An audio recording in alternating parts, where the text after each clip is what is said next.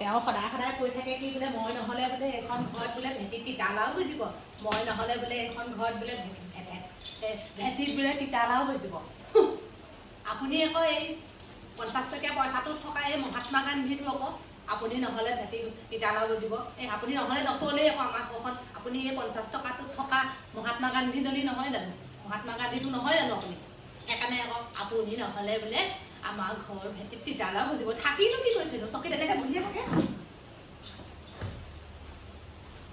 এনেকৈ বহিয়ে থাকে, কিবা কয় নেকি?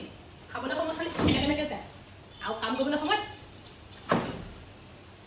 বহিয়ে থাকে। মই নহ'লে ভেটিত তিতালাও বুজিব। আপুনি একেবাৰে 50 টকীয়া পইচা থকা এইটো মহাত্মা গান্ধীটো নহয়, বৰ নহ'লে নহ'লেও নাই, হয়নো কি কৰিছিলে, এনেকৈ বহিয়ে থাকে।